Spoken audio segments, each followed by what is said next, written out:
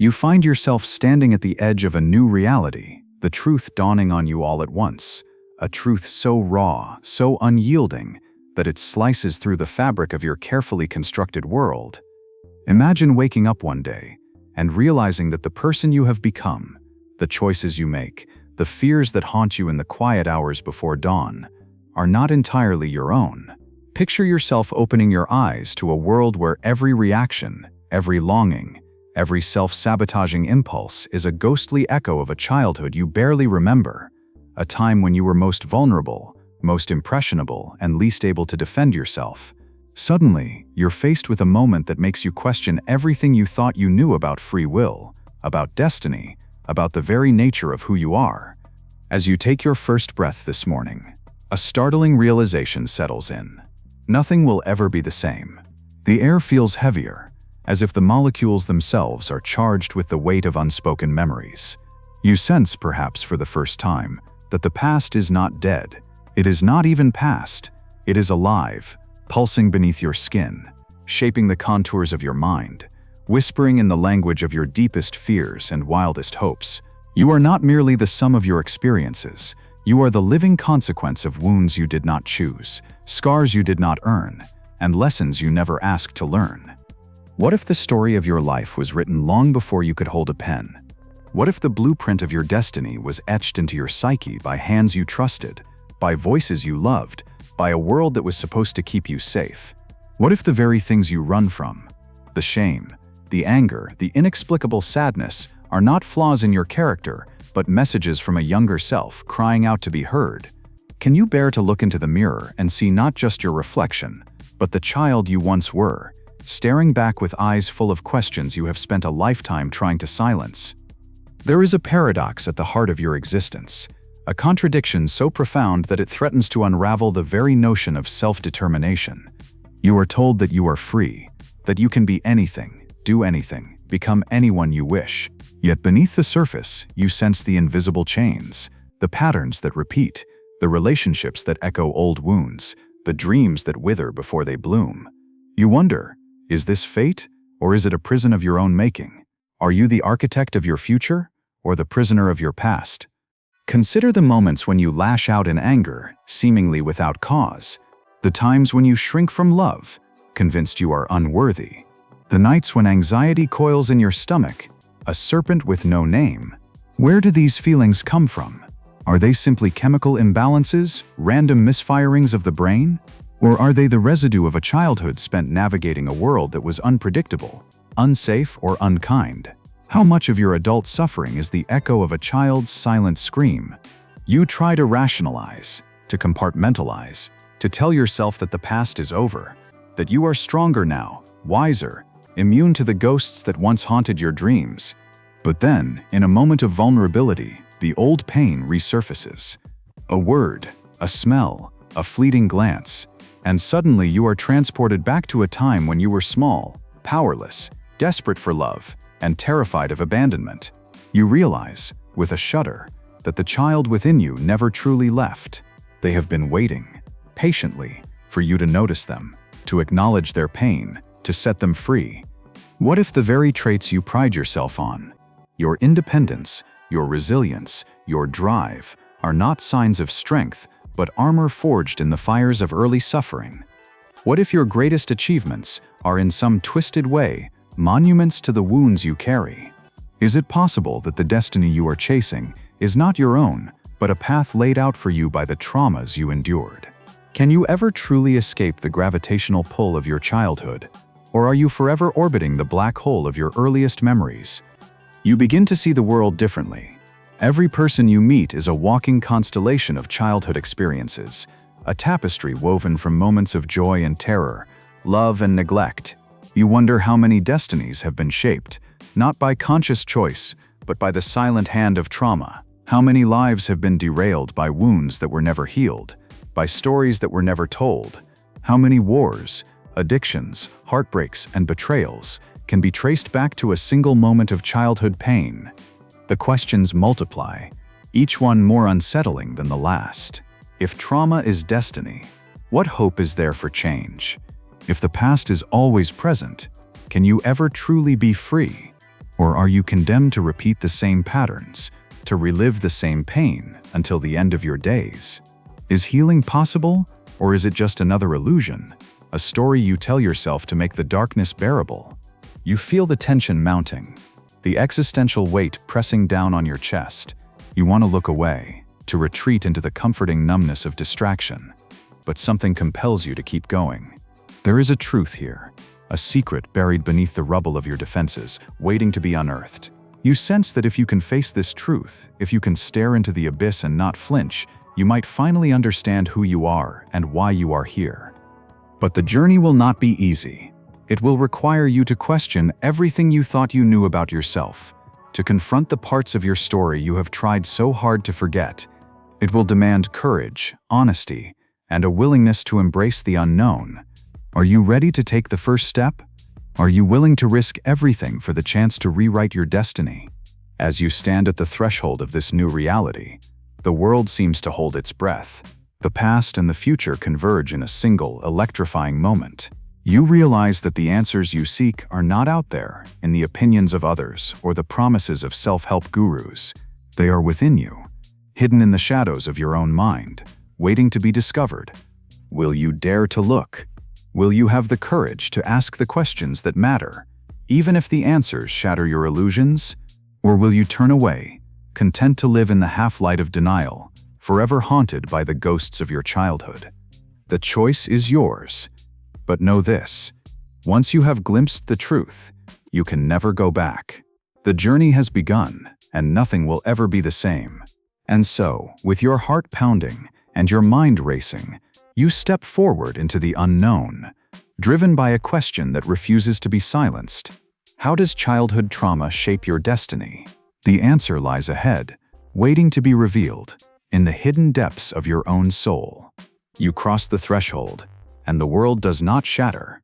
Instead, it grows eerily quiet, as if the universe itself is holding its breath, waiting for you to notice what has always been there. The silence is not empty. It is dense, saturated with the weight of unspoken truths. You sense that beneath the surface of your daily life, beneath the routines, the ambitions, the carefully curated persona, there is a hidden architecture, a scaffolding of beliefs and fears that you did not choose, but which now shapes every thought, every action, every hope. Why does this hidden force exist? Why does the past, especially the pain of childhood, wield such power over the present? You search for answers, and the world's greatest minds seem to whisper from the shadows. Carl Jung, the Swiss psychoanalyst, once wrote that until you make the unconscious conscious, it will direct your life and you will call it fate. You feel the chill of recognition. How much of your life has been lived on autopilot, guided by invisible hands? How many of your choices have been reactions, not decisions, echoes of old wounds, not expressions of true desire? Jung's words linger, unsettling and liberating at once. If the unconscious is the true author of your story, then perhaps your destiny is not fixed, but waiting to be rewritten. If only you can bring the darkness into the light. But the darkness is not empty. It is crowded with memories, some sharp and clear, others blurred by time and denial. You remember the philosopher Friedrich Nietzsche, who warned that he who fights with monsters should look to it that he himself does not become a monster. You wonder, what monsters lurk in the forgotten corners of your childhood? What parts of yourself have you exiled, out of fear or shame, only to find them returning in disguise, anger masquerading as strength, numbness as wisdom, self-sabotage as humility? Arthur Schopenhauer, the brooding pessimist, believed that suffering is the fundamental condition of existence. He saw life as a ceaseless struggle, driven by blind, insatiable will. You recoil from his bleakness, yet you cannot deny the truth in his words. Childhood trauma is not a rare aberration. It is a universal inheritance, a shadow that falls across every human life. Some are marked by violence, others by neglect, others still by the slow erosion of hope. The forms differ, but the wound is the same, a rupture in the soul, a fracture in the sense of safety and belonging. You begin to see how society conspires to keep these wounds hidden. There is a collective denial, a tacit agreement to look away from the suffering of children, to minimize, rationalize, or simply forget. You recall Aldous Huxley's vision of a world anesthetized by comfort and distraction, where the pain of the past is drowned in the noise of the present. Is this not the world you inhabit? A world where trauma is pathologized, medicalized, or commodified, but rarely understood as the root of so much human misery? Jean-Paul Sartre, the existentialist, insisted that existence precedes essence, that you are not born with a fixed identity, but must create yourself through your choices. Yet you feel the tension between freedom and determinism. How free are you really when the very machinery of your mind has been shaped by forces beyond your control? How much of yourself is a mask, a defense, a desperate attempt to survive in a world that once felt hostile and unpredictable? You think of Viktor Frankl, the Holocaust survivor and psychiatrist, who found meaning in the midst of unimaginable suffering. He wrote that when we are no longer able to change a situation, we are challenged to change ourselves. But what if the situation you cannot change is your own childhood? What if the challenge is not to escape the past, but to transform your relationship to it, to find meaning in the very wounds that threaten to define you? The problem is not just psychological, it is philosophical, existential. Trauma is not merely a set of symptoms to be managed, but a fundamental question about the nature of self, freedom, and destiny. You realize that the child you once were is not gone, but lives on within you, shaping your perceptions, your values, your very sense of reality. The world you see is filtered through the lens of your earliest experiences. If you were loved, the world feels safe, abundant, full of possibility. If you were hurt, the world becomes a battlefield, every relationship a potential threat, every joy tinged with the fear of loss. You begin to notice the subtle ways this hidden force operates. You flinch at kindness, suspecting a hidden agenda. You crave approval, yet sabotage intimacy. You chase success, but feel empty when you achieve it. You are haunted by a sense of not enoughness, a gnawing hunger that no amount of achievement or affection can satisfy. Where does this hunger come from? Is it a flaw in your character, or the residue of a childhood spent starving for love, for safety, for recognition? You see it in others too. The friend who cannot say no, who sacrifices herself for others and calls it virtue. The lover who clings too tightly, terrified of abandonment. The colleague who bullies, masking his own insecurity with aggression. The parent who repeats the very patterns she swore to escape. You realize that trauma is not just personal. It is generational, cultural, systemic. It is the hidden engine of history, the silent architect of families, communities, nations. You wonder, if trauma is so pervasive, why is it so invisible? Why do we hide our wounds, even from ourselves? Perhaps it is because to acknowledge the pain is to admit vulnerability, to risk rejection, to face the terrifying possibility that the world is not as safe or just as we would like to believe. Perhaps it is because we are taught from an early age to be strong, to move on, to forgive and forget. But forgetting is not healing. Denial is not freedom. The wound festers in the dark, shaping our destinies in ways we cannot see. You feel the tension building, the sense that something vital is just out of reach. You want to believe that you are more than your past, that you can choose your own path. But the evidence mounts. The patterns that repeat, the relationships that fail, the dreams that die on the vine. You begin to suspect that the true enemy is not the trauma itself, but the silence that surrounds it, the refusal to look, to name, to feel. You recall Jung's warning: what you resist persists. The more you deny the pain, the more power it gains. The more you hide from your wounds, the more they shape your life. You realize that healing is not a matter of willpower or positive thinking, but of courage. The courage to face the darkness, to bring the unconscious into the light, to reclaim the parts of yourself you have abandoned. But the darkness is seductive. It promises safety, certainty, the comfort of old patterns. To step into the unknown is to risk everything, to let go of the stories that have kept you safe, even as they have kept you small. You feel the pull of the familiar, the urge to retreat into denial, to blame others, to numb the pain with work, with pleasure, with distraction. But something in you resists. A voice, faint but insistent, urges you to keep going, to dig deeper, to ask the questions that matter. What if your suffering is not a sign of weakness, but a call to transformation? What if the wound is the place where the light enters? As Rumi wrote, what if the very thing you fear most, the pain of your childhood, is the key to your freedom, the doorway to a new destiny?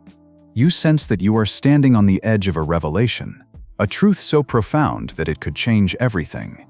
But the truth is not easy, not comfortable, not safe.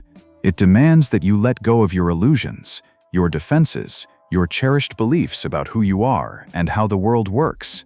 It demands that you face the pain, not as an enemy to be conquered, but as a teacher, a guide, a source of wisdom. You realize that the journey is just beginning. The hidden problem is not just the trauma itself, but the way it shapes your mind, your heart, your soul. It is the lens through which you see the world, the script you follow without knowing it, the destiny you inherit without question. To change your destiny, you must first see the script, name the wound, break the silence. But what are the consequences of leaving this force unexamined, unchallenged, unhealed? What happens when a life, a family, a society is built on the foundation of unacknowledged pain? The answer is waiting, just beyond the horizon, in the unseen consequences that ripple outward from every unhealed wound. You feel the tension mounting, the sense of urgency growing. The time for denial is over. The time for truth has come. Are you ready to see what lies beneath the surface? Are you willing to face the consequences of the hidden problem, to follow the thread of trauma to its inevitable conclusion? The next step awaits, shrouded in shadow, pulsing with possibility. The unseen consequences are calling. Will you answer? You move forward, compelled by a force you can neither name nor resist. The air thickens, charged with the electricity of revelation. You sense that you are about to cross another threshold, not into the past, but into the present, into the world you inhabit every day, a world shaped by forces you have only begun to understand. The hidden problem is no longer hidden, it is everywhere, woven into the fabric of your life, your relationships, your society.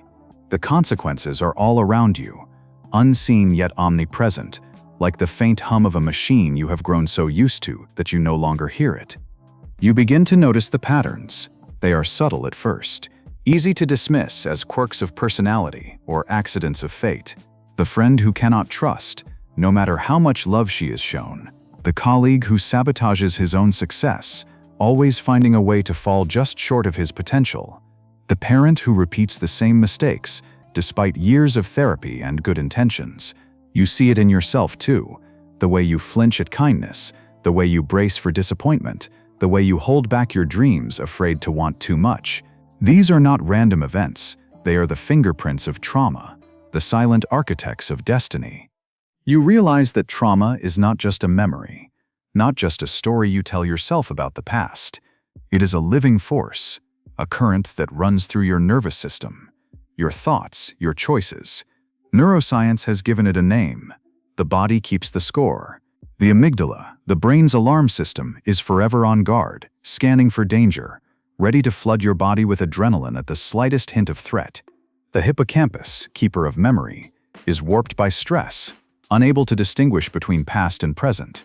The prefrontal cortex, seat of reason and self-control, is hijacked by fear, leaving you trapped in cycles of reaction and regret. You see how trauma shapes your perception of reality. The world becomes a hall of mirrors, every reflection distorted by the lens of your wounds. You misinterpret kindness as manipulation, criticism as rejection, love as a prelude to loss. You are haunted by cognitive biases, confirmation bias, negativity bias, catastrophizing, that reinforce your deepest fears. You seek out evidence that the world is dangerous, that you are unlovable, that happiness is always just out of reach, and when you find it, as you inevitably do, you feel a grim satisfaction, a confirmation of what you have always known, that the past is never truly past. But the consequences do not end with perception. They seep into your behavior, your habits, your very sense of self. You develop coping mechanisms, some obvious, some insidious. You become a perfectionist, driven by the terror of making a mistake. You become a people pleaser, desperate for approval, terrified of conflict. You become numb, shutting down your feelings to avoid the pain, where you become addicted to work, to substances, to relationships, to anything that offers a momentary escape from the ache inside. You begin to see how these patterns are not just personal, but collective. Trauma is contagious, passed down from parent to child, from generation to generation, from society to society. You think of the studies on epigenetics, the way trauma can alter the very expression of your genes, leaving a biological legacy that outlives memory. You think of the research on adverse childhood experiences, the way early trauma increases the risk of everything from heart disease to addiction to early death. The consequences are not just psychological, they are physical, cellular, woven into the very fabric of your being. You look around and see a world built on unhealed wounds. You see it in the violence that erupts in homes and on streets, in the addiction that ravages communities, in the loneliness that haunts even the most connected among us. You see it in the leaders who rule by fear, in the systems that perpetuate inequality, in the cultures that glorify toughness and punish vulnerability. You see it in the endless cycles of war and revenge, in the scapegoating of the other, in the refusal to face the pain that lies at the heart of the human condition. You realize that trauma is not just a personal tragedy. It is a social epidemic, a hidden engine of history. The wars we fight, the policies we enact, the prejudices we harbor, all are shaped by the wounds we refuse to heal. You think of the philosopher Hannah Arendt, who wrote of the banality of evil, the way ordinary people commit extraordinary harm when they are cut off from their own humanity. You wonder, how much of the world's suffering is the result of unhealed trauma, passed down like a curse from one generation to the next? You feel the urgency mounting, the sense that something must change. The consequences are too great, the cost too high. You see the trap now, the way trauma narrows your vision, shrinks your world, convinces you that suffering is inevitable, that change is impossible. You see how it robs you of agency, of hope, of the very possibility of a different future. But the trap is not just external, it is internal, woven into the very structure of your mind. You are caught in a double bind. To face the pain is to risk being overwhelmed, but to avoid it is to remain forever its prisoner. You are like the prisoner in Plato's cave, mistaking shadows for reality, unable to see the world as it truly is. You long for freedom, but the path is obscured by fear, by habit, by the weight of the past. You begin to question everything. If your thoughts are shaped by trauma, can you trust them? If your desires are shaped by trauma, are they truly yours? If your destiny is shaped by trauma, is it possible to change it? The questions swirl, dizzying and relentless, each one leading to another, each one deepening the sense of urgency. You realize that the consequences of unhealed trauma are not just personal, not just social, but existential. They shape the very meaning of your life, the story you tell yourself about who you are and what is possible. They limit your imagination, your capacity for joy, your ability to love and be loved. They keep you trapped in a story that is not your own, a destiny written by someone else's hand. You feel the weight of this realization, the enormity of what is at stake. To heal is not just to feel better, but to reclaim your life, to rewrite your story, to break the cycle for yourself and for those who come after you. But how? The trap is so well constructed, the patterns so deeply ingrained. Is it even possible to escape? You sense that the answer lies not in denial, not in distraction, but in a radical act of rebellion, a willingness to face the pain, to question the story, to imagine a different future. You feel the stirrings of hope, faint but unmistakable, a glimmer of possibility in the darkness. Perhaps the very thing that has held you captive can become the key to your freedom. Perhaps the wound is not just a source of suffering, but a source of wisdom, of strength, of transformation. But the path is not clear. The consequences of trauma are real, powerful, and pervasive. They shape your thoughts, your feelings, your actions, your destiny. To escape the trap, you must first see it for what it is: a story, not a sentence, a pattern, not a prophecy. You must be willing to question everything, to risk everything, to become someone new. The urgency grows. The world cannot wait. You cannot wait. The time for rebellion is now. Will you dare to break free? Will you challenge the story that has defined you, the destiny that has been handed down to you? Will you reclaim your life, your future, your soul? The next step is the most difficult, the most dangerous, the most necessary. It is the step into rebellion, into the unknown, into the possibility of a new destiny. Are you ready to take it? You stand at the precipice, the unseen consequences swirling around you like a storm. The air is electric with possibility and terror. For so long, you have been a prisoner of patterns, a marionette dancing to the silent music of your childhood wounds. But now, something stirs within you, a flicker of defiance, a whisper of rebellion. The trap is visible, the bars are clear. The question is no longer whether you are caught, but whether you will dare to break free. What does it mean to rebel against your own destiny?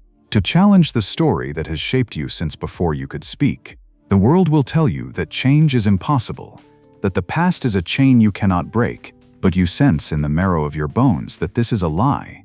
A comforting lie, perhaps, but a lie nonetheless.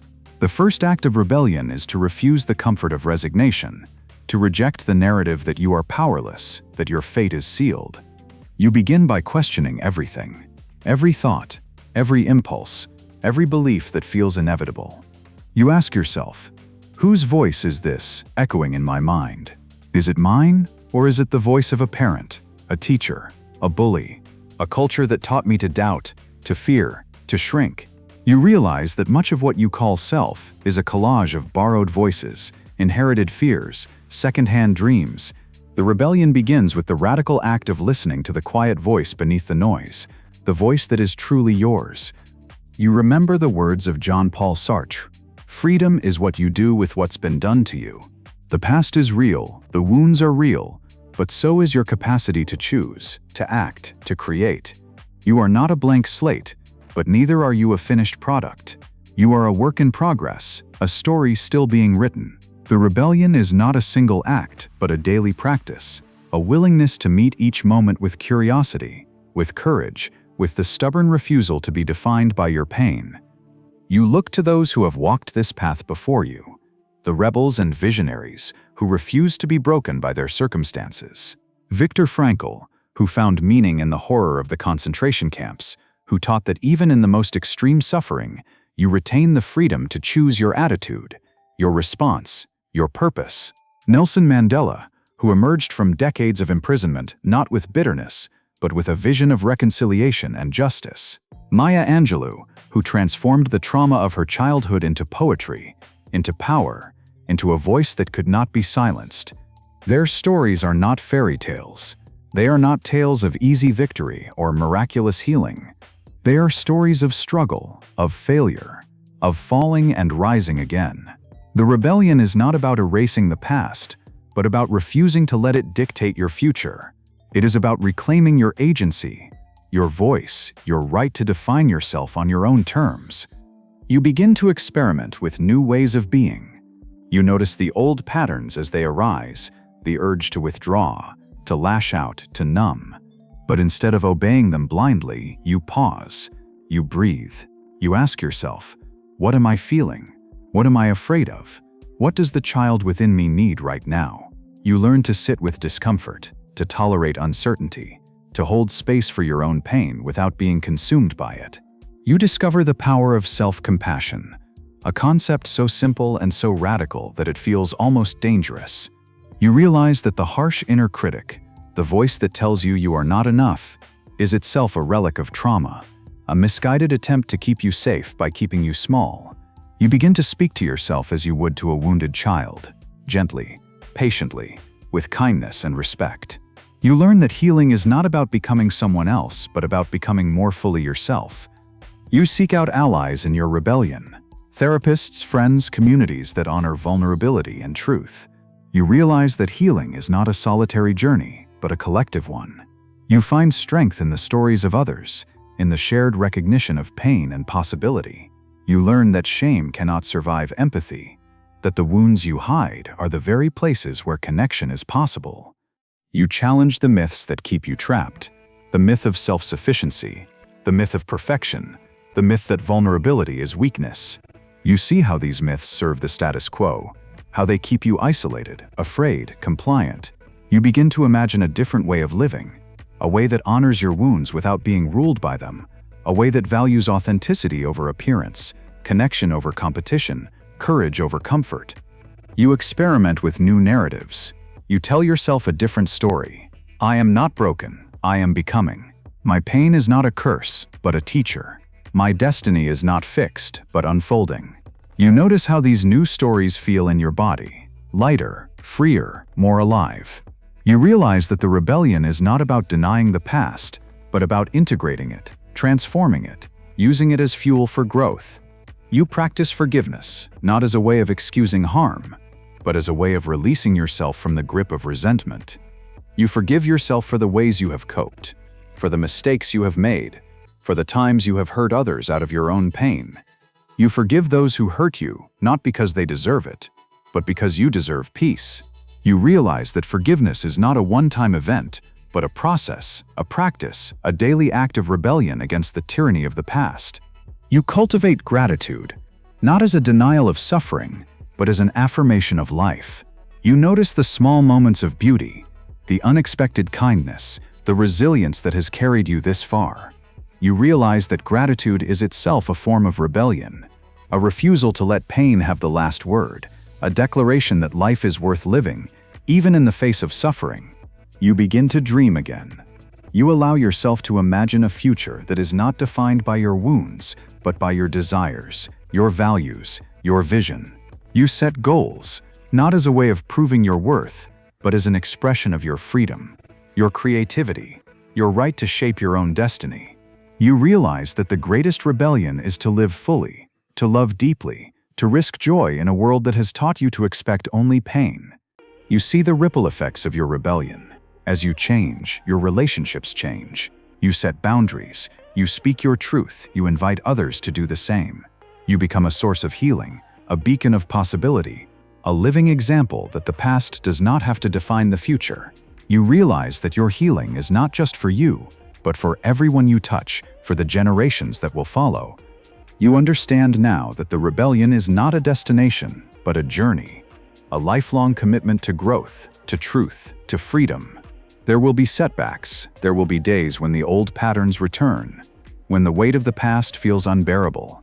But you know now that you are not alone, that you are not powerless, that you are not doomed to repeat the same story forever. You feel the power rising within you, the sense that you are discovering something revolutionary. The rebellion is not just against your own destiny, but against a world that profits from your pain, that thrives on your compliance, that fears your awakening. You realize that every act of healing, every moment of self-compassion, every step toward freedom is an act of resistance, a blow against the forces that would keep you small. You are not just breaking free, you are breaking open.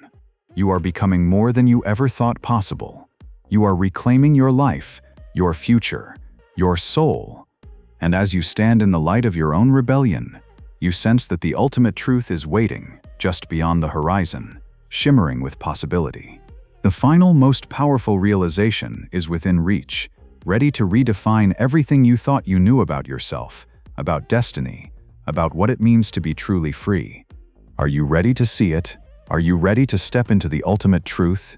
The journey is almost complete. The final revelation awaits. You stand in the aftermath of your rebellion, breathless, trembling, alive in a way you have never known. The world is both familiar and utterly transformed.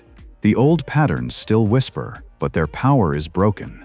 The chains that once bound you now lie at your feet, relics of a story you no longer have to live.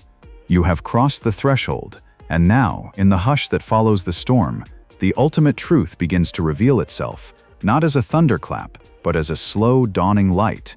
You realize, with a clarity that is almost painful, that destiny was never a sentence handed down from on high. It was never a prison built by the hands of others, nor a script written in the ink of your suffering. Destiny is not a fixed point on the horizon, but a living, breathing process, a dance between what was given and what you choose to create. The trauma of your childhood was real, its consequences profound, but it was never the whole story. The final, most powerful realization is this: you are both the wound and the healer, both the question and the answer, both the child who suffered and the adult who chooses what comes next. You see now that the past is not a chain, but a root. It grounds you, anchors you, gives you depth and substance. The pain you endured was not meaningless. It was the crucible in which your strength was forged, the darkness against which your light now shines. You are not defined by what happened to you, but by what you do with what happened. The ultimate freedom is not to erase the past, but to integrate it, to weave it into the tapestry of your life as a source of wisdom, compassion, and power. You remember the words of Rainer Maria Rilke, "Perhaps everything terrible is in its deepest being something helpless that wants help from us." You look back at the child you once were, not with pity, but with fierce tenderness. You see their courage, their resilience, their longing for love. You realize that the work of healing is not to banish the child, but to welcome them home, to offer them the safety and acceptance they always deserved. In doing so, you become both parent and child, both protector and protected, both the architect and the inhabitant of your own destiny. The paradox that once tormented you now becomes a source of liberation. You are shaped by your past, yes, but you are not its prisoner. The patterns that once seemed inevitable are revealed as choices you can unmake, remake, transcend. The destiny that once felt imposed is now an open field, a blank page, a song waiting to be sung. You are free, not because the past has changed, but because you have changed your relationship to it. You have reclaimed your agency, your voice, your right to define yourself.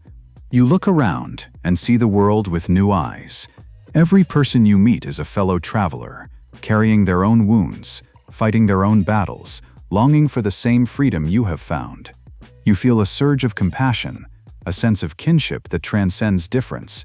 You realize that healing is not a solitary achievement, but a collective awakening. The more you heal, the more you invite others to do the same. The more you love yourself, the more you become a source of love for the world. You understand now that the ultimate truth is not a destination, but a way of being. It is the willingness to face the darkness without flinching, to hold your pain with tenderness, to choose again and again to live, to love, to hope. It is the courage to write your own story, to claim your own destiny, to become the person you were always meant to be. You see that the world is hungry for this truth. Everywhere you look, you see the consequences of unhealed trauma, violence, addiction, loneliness, despair. But you also see the seeds of transformation, the quiet acts of rebellion, the moments of grace. You realize that every act of healing, no matter how small, is a revolution. Every time you choose compassion over judgment, presence over avoidance, courage over fear, you are changing the world. You feel the weight of responsibility, but also the thrill of possibility. You are not alone.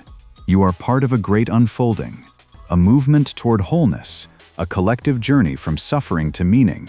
The work is never finished, the path never straight, but you are no longer afraid. You know now that you have everything you need, the wisdom of your wounds, the strength of your rebellion, the clarity of your vision.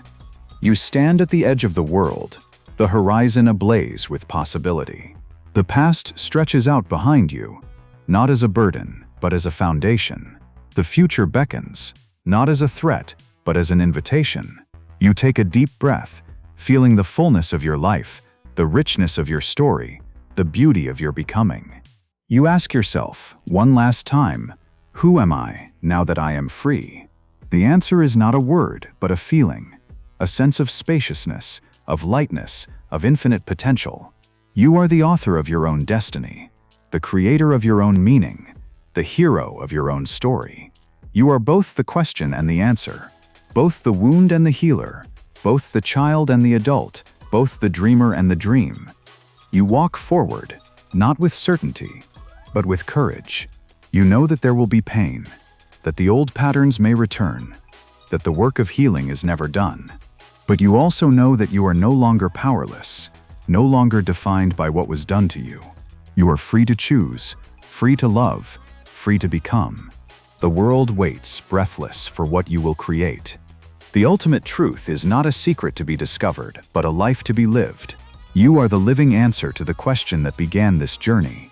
You are the proof that destiny is not given, but made. As the sun rises on this new day, you feel the pulse of possibility in your veins. You are awake, alive, unbound. The past is part of you, but it does not own you. The future is yours to shape, to fill with meaning, to claim as your own. You turn, one last time, to the child within you. You take their hand, and together you step into the light. The journey is not over, but you are no longer lost. You are home. And so, as you move forward into the unknown, you carry with you the ultimate truth, that you are both the product of your past and the creator of your future, that your wounds are not your destiny, but your invitation to become whole. The world is waiting. Your story is waiting. The time is now. Will you answer the call? Will you live the truth you have discovered? Will you become the destiny you were always meant to claim? The choice is yours. The journey is yours. The truth is yours. And nothing will ever be the same.